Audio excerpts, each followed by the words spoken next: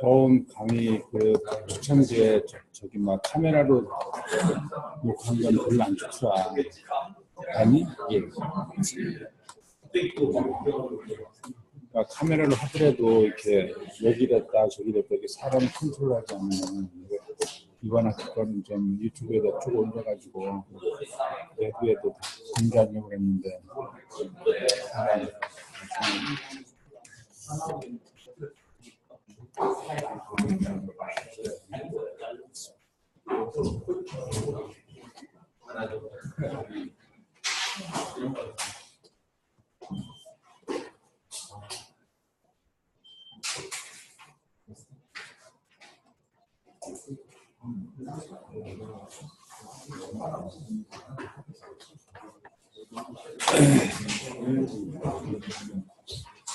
여기 앞으로 우리 가려고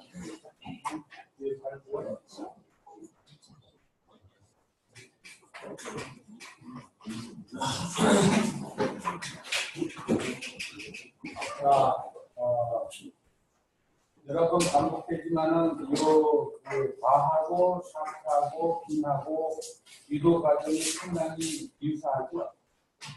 이게 하나를 각각의 서비스를 따로 스터디하는 것보다 이 세 개를 같이 동시에 이해하면은 분명 이해도가 좀 넓어지고 그다음에 한 번 이해함으로써 많은 서비스를 이렇게 좀 이해가 오래 갈 수 있습니다. 근데 설령 이 세 개에 이렇게 국한돼서뿐만 아니라 거의 모든 구조물이 이러한 언에너지를 갖고 있어요. 그래서 이 국제화학을 여러분들이 공부하면서 때로는 많은 학생들이 다른 역학조가 어렵다고 생각을 하는 경향이 있는데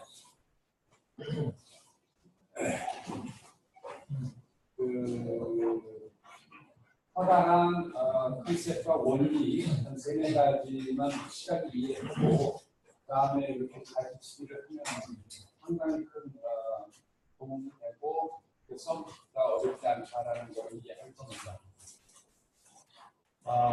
Okay. And today I would like to cover move to a next chapter on beam theory, part 2. The part 2 of the beam theory is mainly for calculation of deflection of a beam under any vertical load.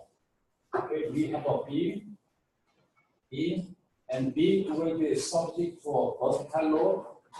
In general, the vertical load can be distributed load or concentrate load or moment. So under such a load, the beam will deflect, and basically the deflection will be caused by the moment each cross section transmit in each cross sections. So the subject we're going to cover in this part 2 of a beam theory is the many are saying that the most difficult part, but again, as I explained, once you understand a couple of concepts very clear, it's not something difficult at all. It should be very consistent with all the other theories we already studied. So again, as like other subjects, we have to consider three important points. The first one is the equilibrium, and second is the load and deformation or stress-strain relation, which is stiffness. Okay, that's the second subject. And third one, what is the third one?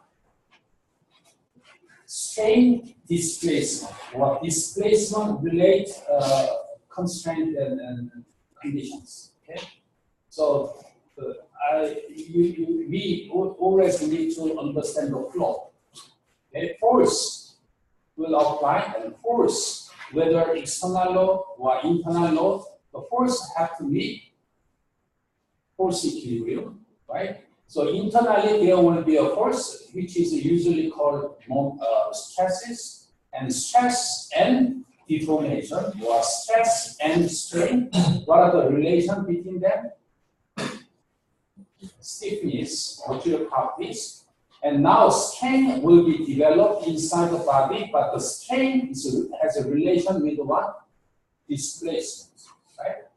So please keep that in mind, those three concepts: force, equilibrium, and stress, strain, stiffness, and strain, displacement relations. So basically, from very beginning at the end, we have a force and displacement. Those are boundary conditions we usually apply.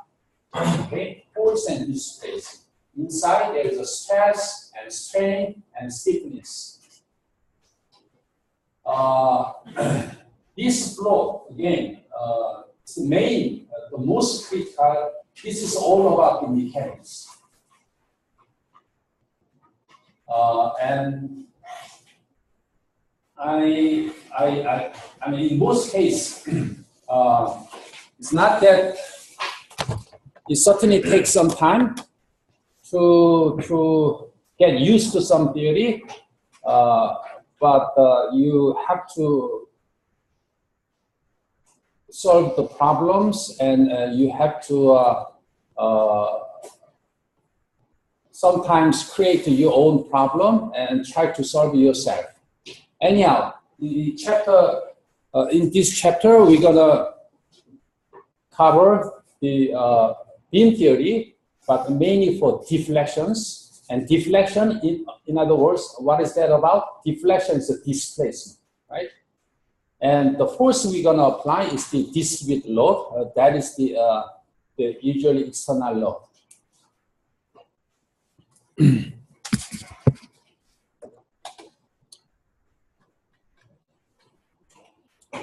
So now chapter 11 is about the deflection due to a bending moment, a bending load. And this is the a continuation of the first part of a beam theory. So we're gonna cover the deflection due to a bending and moment curvature relations and so on. Now, let's try to define the problem statement where we're gonna understand what kind of problem we're gonna solve. Okay, here is the beam. Okay, here is the beam. And on the left, on the right-hand side, it says boundary conditions. Any kinds of a boundary condition will be specified, which is the one of the also very important point. And between them, the beam is subject to some distributed load. It says Qx, usually Q, represent distributed load, Newton per meters. So distributed load, so Q is usually Newton per meter. And sometimes the P is a concentrated load, and sometimes M is the concentrated moment. Somewhere and somewhere we have a P and you have a M and we have a Q. It's a function of X. Of course, this one is also a function of X, and this can be a function of X. For this kind of distributed load, we're gonna study how we express all these distributed load as a function of X. Eventually, this concentrated moment and concentrated load, this one and that, will be given as a function of a Qx. Qx is a distributed load, using some mathematical special function such as a delta function and some function. Okay, so in general, the beam can be said to be loaded by the QX, which is a discrete load. And now what we want to do is to calculate this deflection. The deflection, of course, deflection means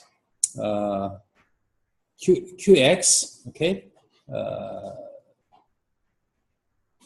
So, of course, the given information should be the cross-sectional and material property of a beam, which is usually we have a EI.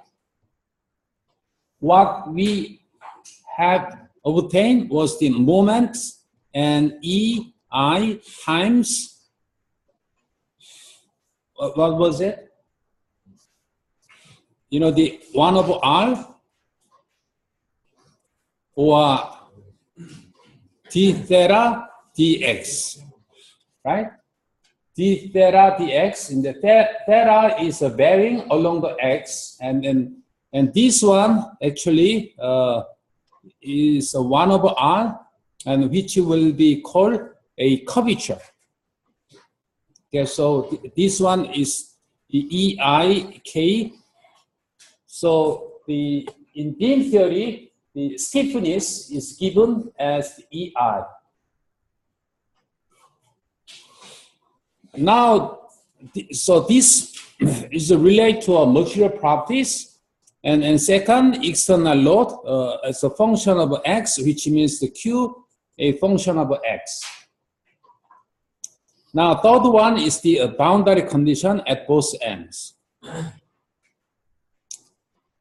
So obviously, these three are the given condition. So from here to there, we have material properties and external load and boundary condition. They are given condition. And what we want to find is the vertical deflections. Well, sometimes I would say V, okay, V, Vx, y directional deflections as a function of x, and along the x we're gonna obtain the moment x, okay, moment x, and along the beam we're gonna have the shear force. So from this, once we have the moment, we can calculate the sigma x. How? Well, we already know the moment, and I times y is the sigma x. Okay, so once we know this I, then we can get the sigma x through the thickness. Y is through the thickness, usually linear. And then calculation of a shear stress is the, once we have a V, then V divided by the A. We're gonna redefine the shear force of V. But these are main results, outcomes we want to find from these given informations. Okay, I hope this is clear to you. And now,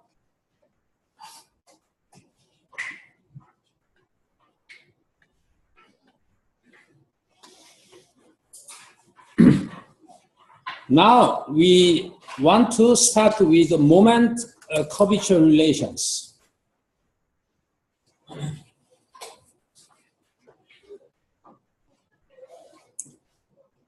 Well, what is a moment curvature relations? Moment and curvature, okay, moment and curvature. Curvature, again, last chapter we obtained this R d theta equal dx from these relations. 1 over R is given d theta dx, and now which will be called the curvature. So if the moment is large, the curvature will be large. As you can see here, when we apply the moment, these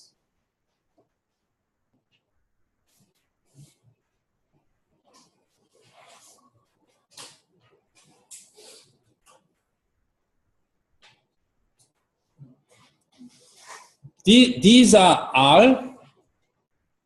So the moment will, so 1 over R will be proportional to M, right? As we increase the moment, the R will get smaller and smaller, right? Smaller and smaller. So 1 over R is proportional to M. And so this one, 1 over R, let's call the K. So moment and K, they are proportional. So the proportional coefficient is simply given as EI. That is the called bending stiffness. Okay, that actually in the last sections, this one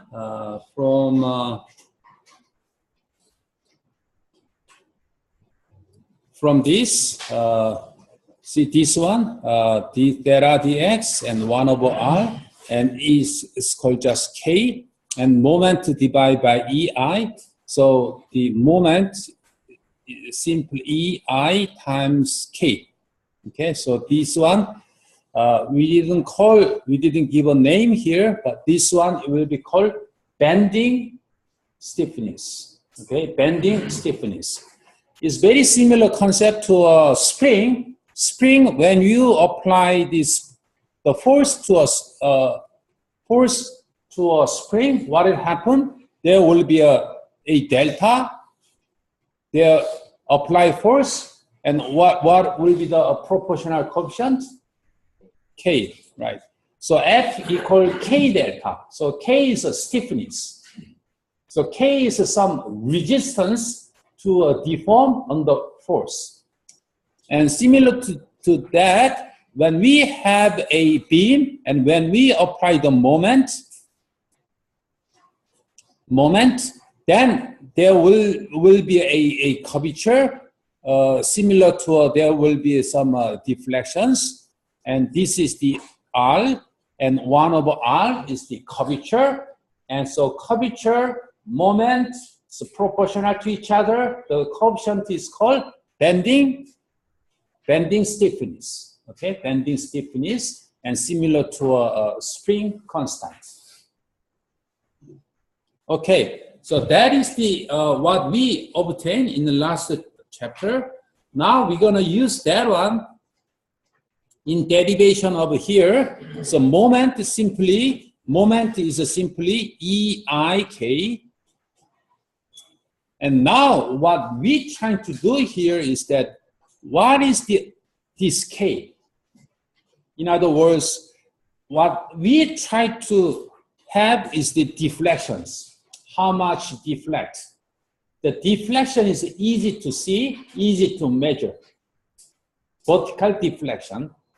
But curvature is kind of difficult to measure, difficult to see. So what we're trying to do is what is the relation between K and these deflections? That is what we're trying to do.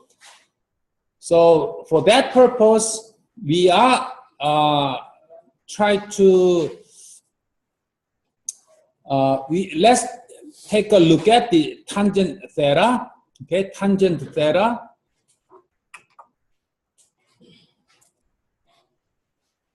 So here, this is the deflection line, okay? This is the deflection line. You don't have to, you may forget this cross section, okay? You can consider this beam as a one line, and this is basically neutral axis, and deflection, the curvature is just a radius of this neutral axis. Now this one, when it deflects, you can have the tangent. tangent slope, and let's say, let's call this is a theta. Okay, this is a theta. Now, as you can see, this is the V. If, as you know, if this is the Vx and this is the x, and if we have a certain function Vx, whenever we have a tangent, this is slope, this is a theta, then tangent theta is given as what?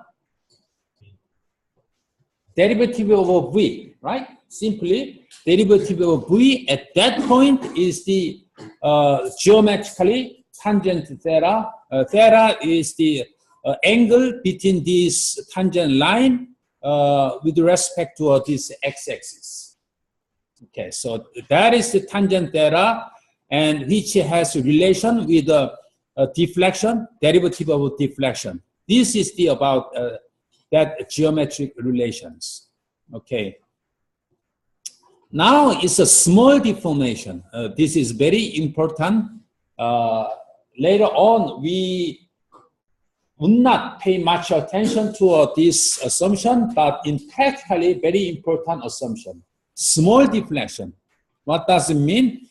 Well, this beam looks a huge deflection, right? But that's just for our better understanding. In reality, the deflection is very small, but very small deflection still will cause a lot of stresses, a lot of moments. Imagine that we have an airplane wing while they fly. The deflection is pretty much small. Very small compared to our length. But the stresses and moment transmit each cross-section is huge. So small deflection is still very important deformation. So the tangent theta can be said as just theta. Okay, tangent theta. And so from this tangent theta is approximately theta. So from this equation, theta is dv dx. Okay, dv dx. And I hope you, okay, here d theta dx is given what? K, right? Now, theta is dv dx. Okay, so put these things into here. Theta, what you get? Twice derivative of v. Right? V, now it's k simply given as the second derivative of v with respect to x. That is the curvature. Okay? At the very beginning, k was known as the derivative of theta. Theta is a angle here, just derivative of theta with respect to x. But theta is now a derivative of the deflection curve of v for small deformations. Now we can put it back into here. The k curvature is nothing but second derivative of deflection. Okay, second derivative of deflections.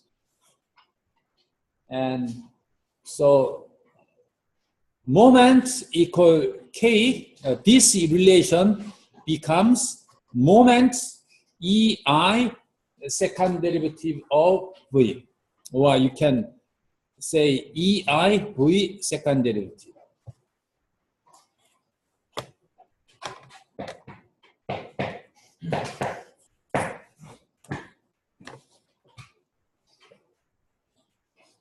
Really, I cannot emphasize too much how important this step. Very important. after this few more slides, I will summarize again. But this relation, you remember that force, equilibrium, strain, deformation, right? And this is about what is a V? V is a displacement, and curvature is sort of strain, deformation rate, and moment equilibrium. So this will complete a beam theory. So this is basically the displacement and strain relations. So moment equal V second derivative.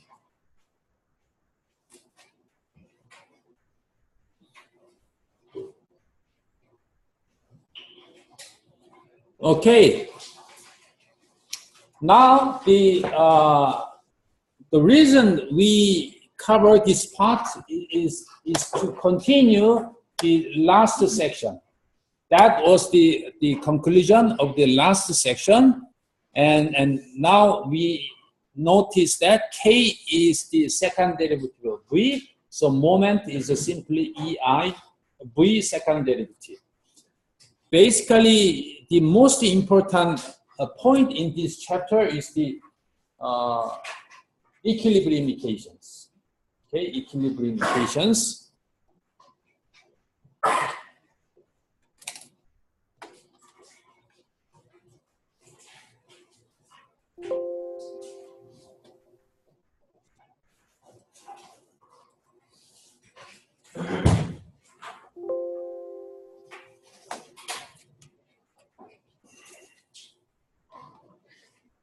For the purpose of understanding equilibrium, we need to redefine the moment and shear force. Okay,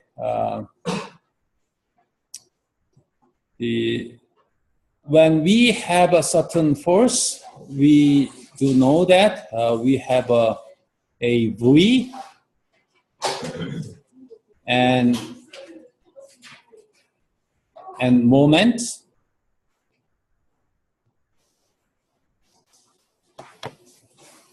This is a V. Actually, this is the part of a beam.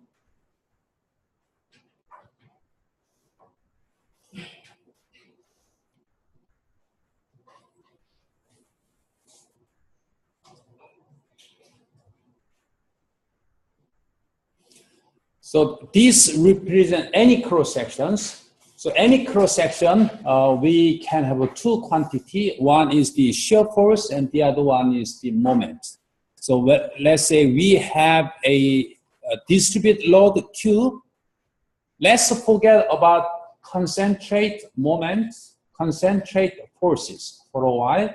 We just pay attention to a distributed load Qx, and Q is a function of x, and here is the beam.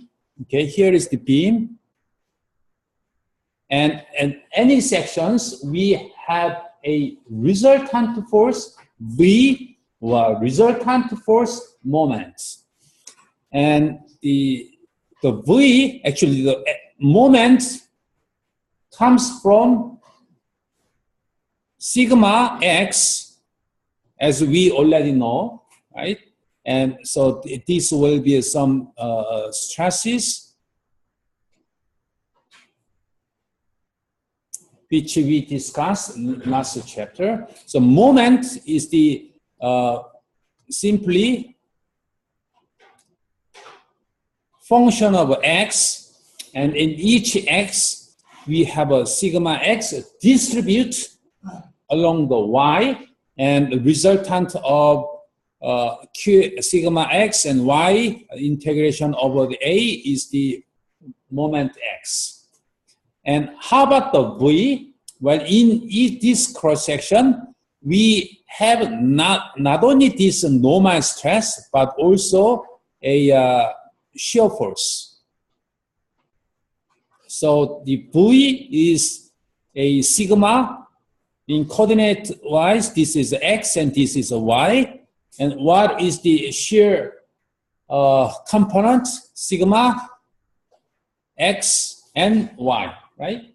Or yx, which are same. Sigma xy integration of a. So this is a v, and v is also function of x. So we don't want to pay attention to sigma xy, sigma x themselves, but we do know the vx, okay, this vx and moment x is a function of x which exists every section. That is now, we know, okay? Vx is a vertical forces and moment is the rotating moment which exists in every cross sections. Now what we're trying to do here is to say about what are the relation between this Q and V and M. Okay, let's start from very blank situation. In other words, let's say we have just a beam without any load, no load. Q equals 0, nothing. We have a nothing, and Qx equals 0, then certainly Vx will be 0 and moment x will be 0, right? Nothing will happen in each sections. Now, when as soon as we apply some Qx, non-zero, some load, what will happen? Well, each cross section, there will be a certain Vx will comes out and moment will comes out. And each cross section. In other words, let's take a look at some certain parts here, and there will be certain Qx on the right. Let's take a look at just small portion of this beam, such as a dx. And when we don't have any Qx, there was a V, and V, there was a 0.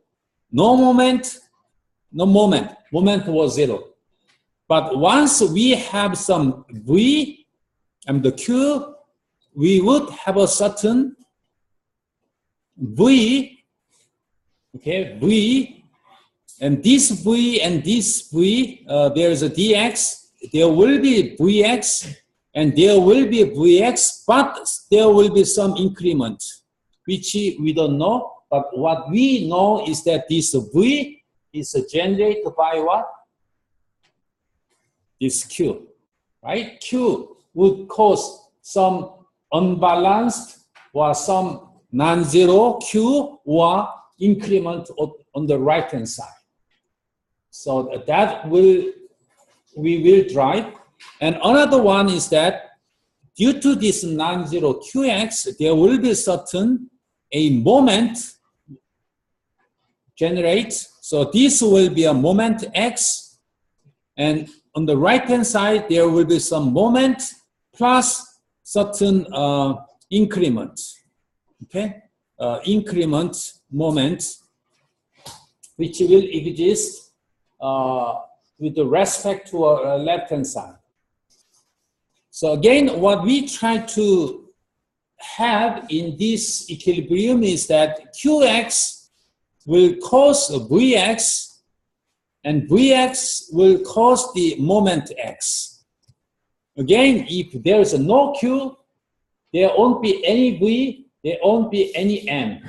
But as soon as we apply the V in each cross section, there will be a V, and there will be moment, which will be a function of what? X. Okay? Because Q is also a function of X. Please remember what is Qx? X is along the beam. Along the beam, Q will be given, and each cross section V, shear force will be given as a function of X, and moment X will be also given as a function of X. So there will be a relations relating this step, that is the equilibrium.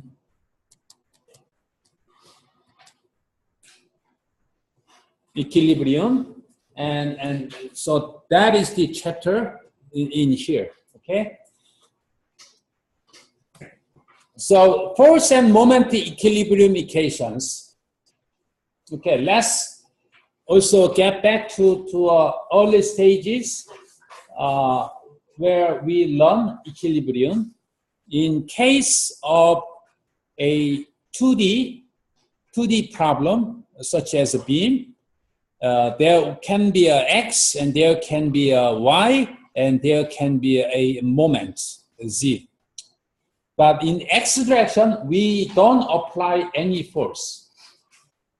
In beam case, we only apply force in which direction? Y directions. So the Y force and what else? The moment is also important, right? In XY plane, there is a moment. The moment direction is what? Z direction, right? So G directional moment equilibrium. In general, as you know, the X directional force should be considered, but there is no X directional force, so we don't need to consider this one. So in beam case, we have two equilibrium. One is the Y force and Z directional rotational moments. These have to be 0. Okay?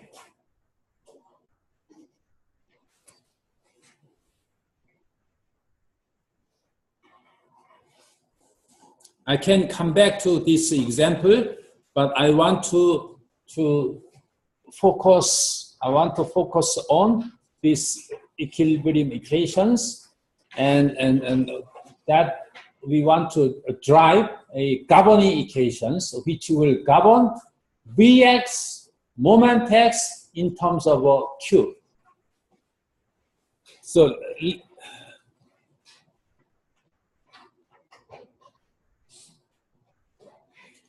So here, as I mentioned, the beam, we have a beam, okay, beam, this x-axis, and we subject to a qx.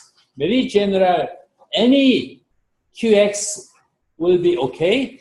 We want to consider a distributed load q is given as a function of x. And now, as I mentioned, there will be on the left-hand side,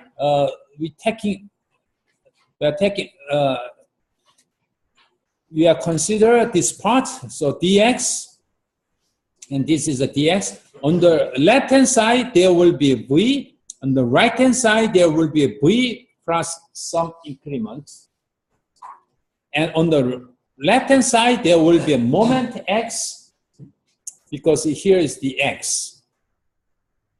On the right-hand side, there will be some increment. And this increment, as I mentioned, will be caused by what? Qx. Okay. So what kind of relation? What kind of governing equation? Well, governing equation sounds like a very complicated. So you may not use that word, but there is some relations. So that relation will come from two equilibrium. Let's move to the next one. So here is the one we will consider. Okay, just take a look at this part. Okay, just take a look at this part, and let's consider what kind of a load are applied to this beam dx. Okay, and there are two equilibrium equations we have to consider. First one is the force equilibrium in y directions. So let's take a look at what kinds of y directional forces we have. Okay, y directional force. Qx, is it y directional force? Yes. Yes. So Qx times, what is the Qx? It is a distributed load. So to get the force, what do we need to do? We have to multiply a length, right? So Qx times dx will be a y directional force. Okay, this is the y directional force due to Qx for length dx. Now, what else? Well, there is the Vx on the left-hand side, downward. On the right-hand side, a Vx plus dV. So there will be, on the plus side, there will be a Vx plus dV. On the left-hand side, there will be a Vx, okay, on the left-hand side.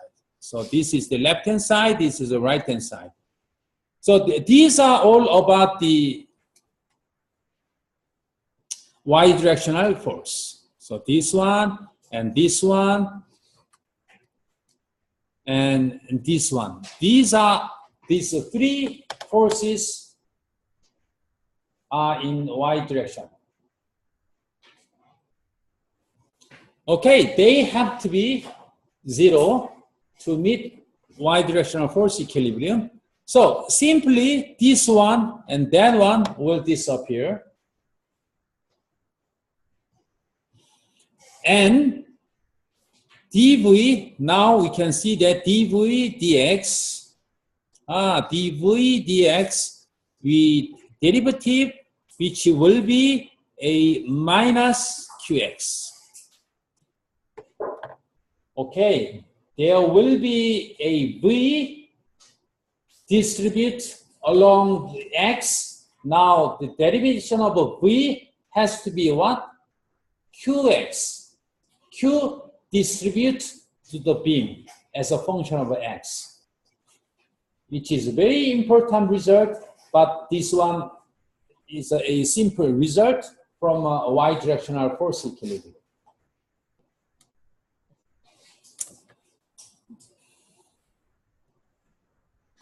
You may wonder why there is a Vs downward, why this one is upward? Why not just like that? Why not just like that? Anybody can explain?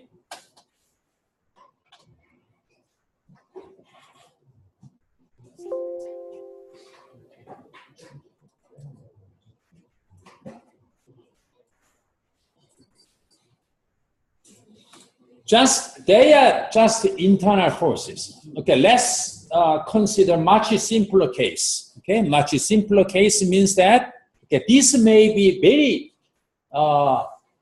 helpful a review. Okay, for you to understand why there's a V and V prime and like that or like that. Let's take a look at simple bar. Okay, simple bar under F. Let's fix it. If we take a look at this part, any part, and this one, there will be a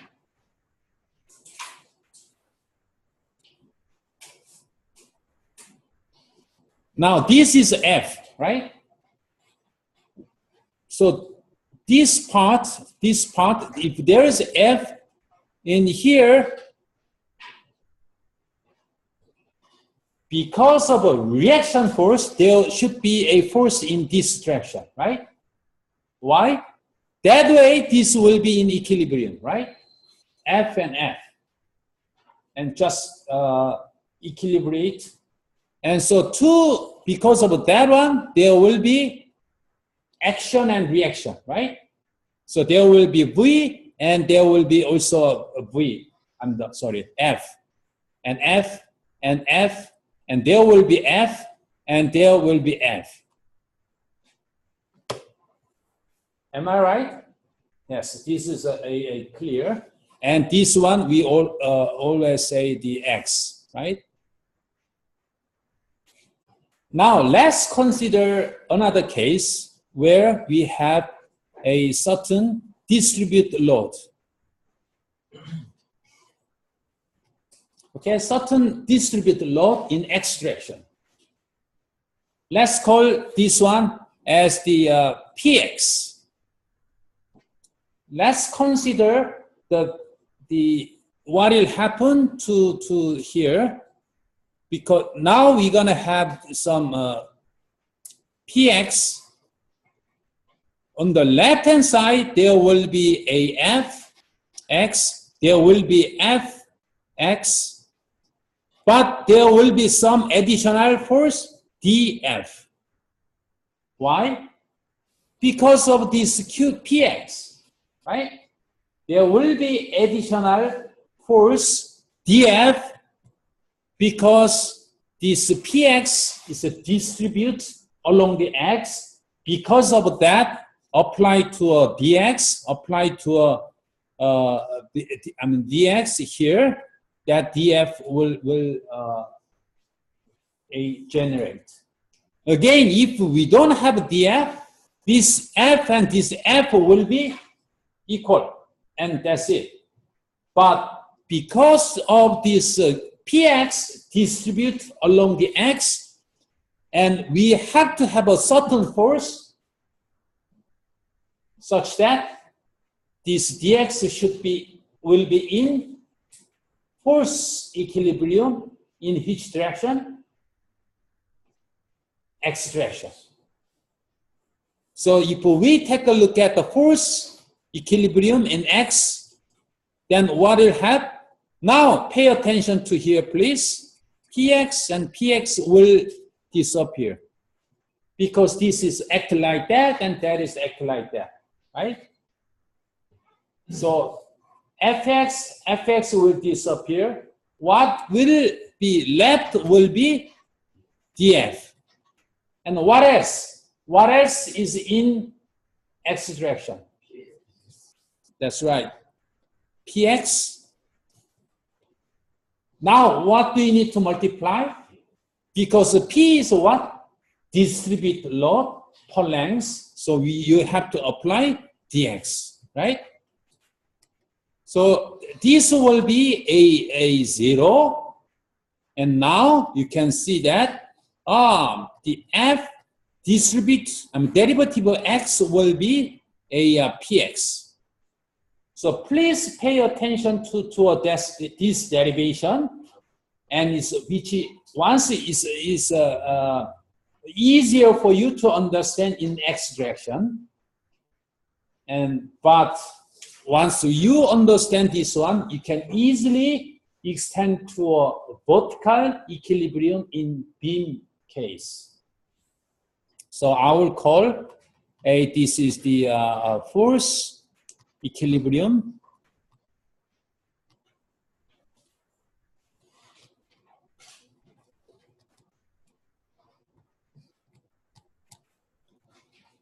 Due to a distributed load.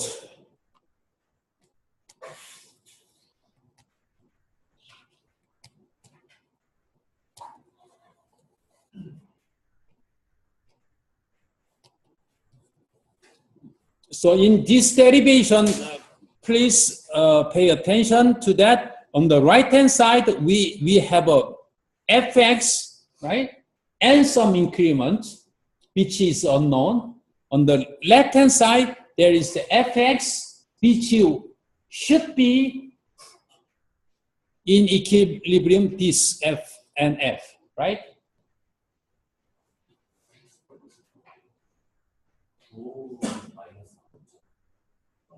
Oh yeah, here we need to have a sign minus. Okay. So it's okay.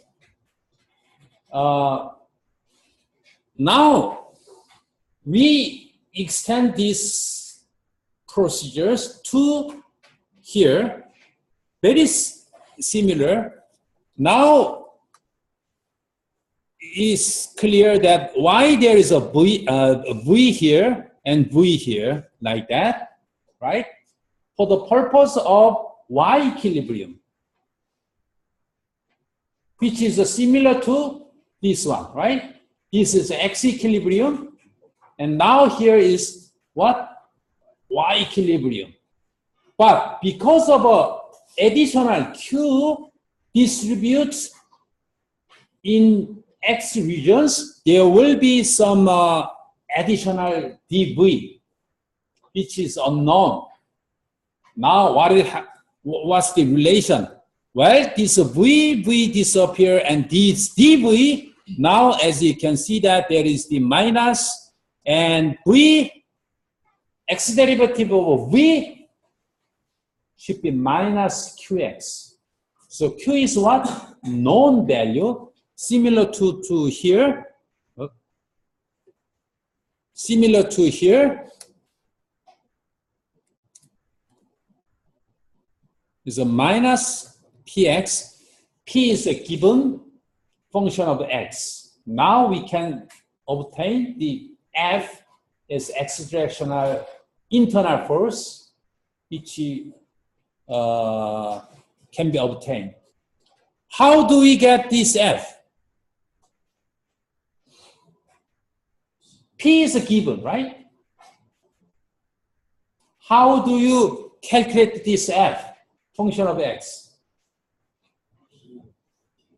Just simply integrate, right? Integrate. So integrate. Okay? Well, there is a integration coefficient which can be calculated from what? Boundary condition.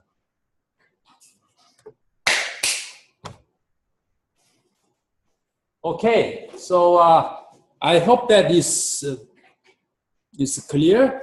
Now, another one, okay? Another one, the second equilibrium. Second equilibrium is what? Moment equilibrium. The concept is very similar.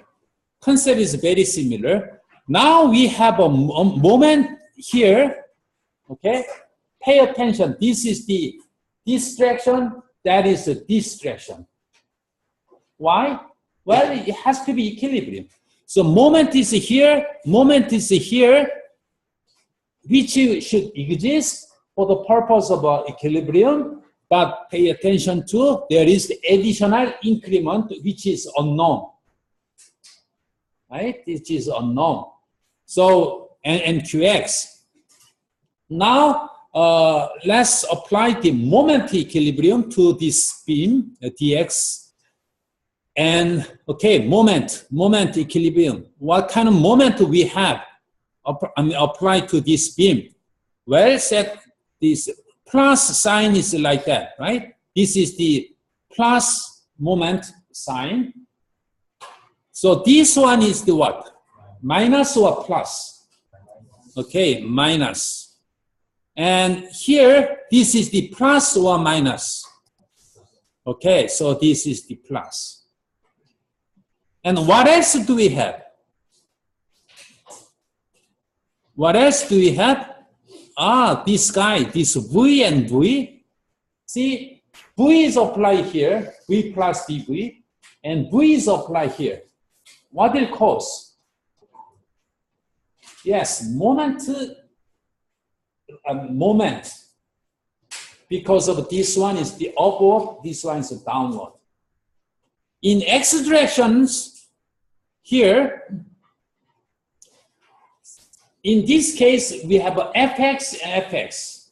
But this one is a simply equilibrium, will not cause any moment. But the V, y directional force, force are equilibrium, but what does it cause? Moment, okay? So that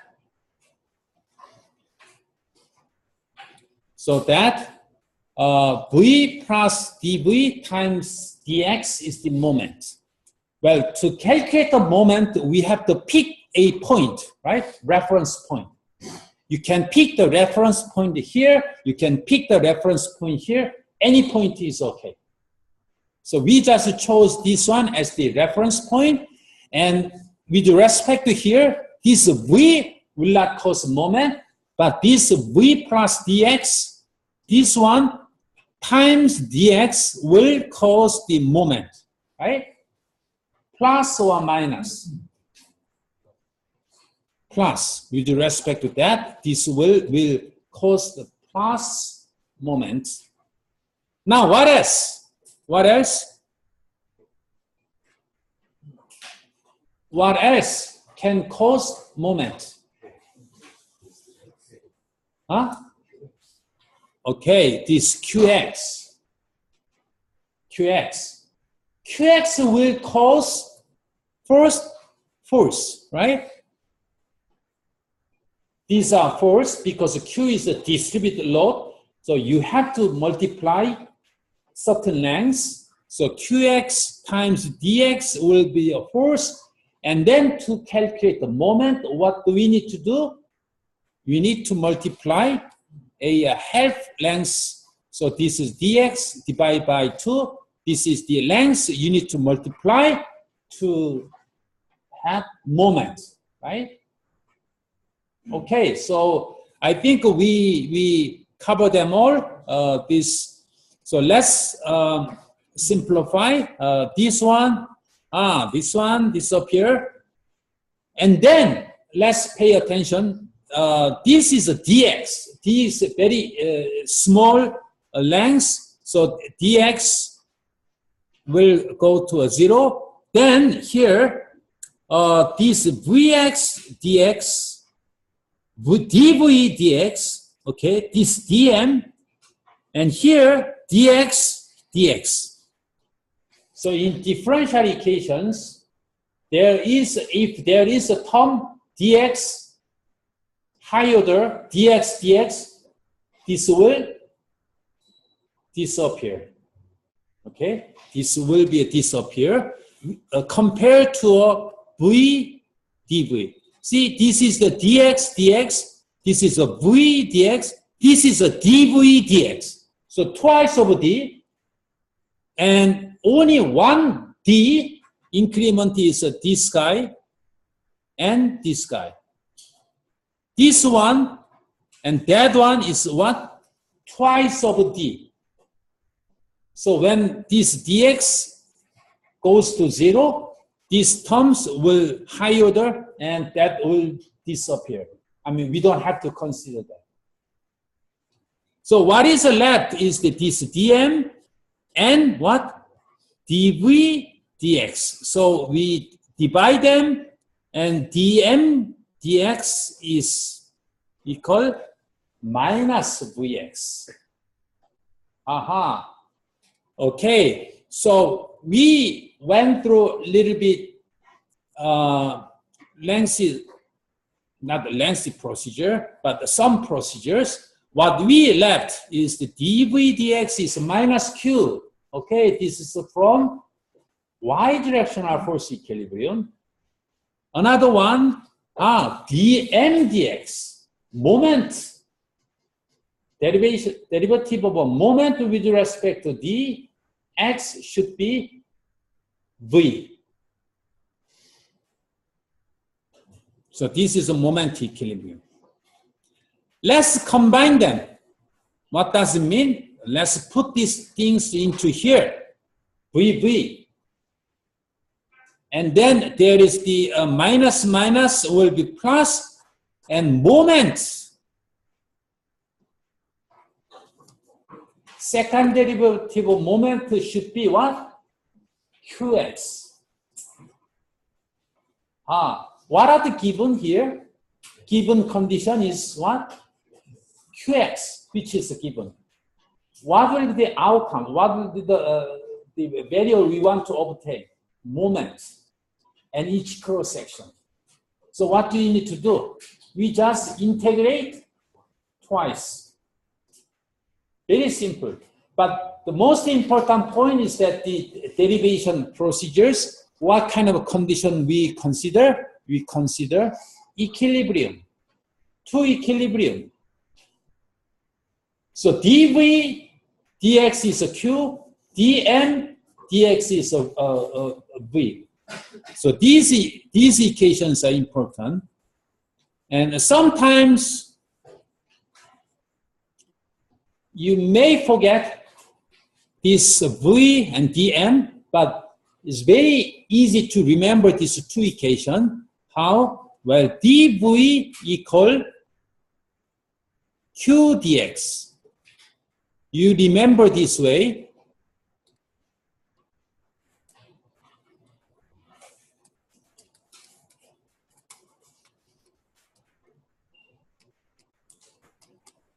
And this one, please remember this way. I mean, this one is nothing but this one, and this one is nothing but that one. But this one is the more, I hope it's more clear to you. See, V is what? Force. And to make a force out of a Q, Q has to, we need to multiply dx. Q times dx is what? V, right? Vertical force. So increment of V comes from Q dx. Now, moment, what is a moment? Moment is a shear force times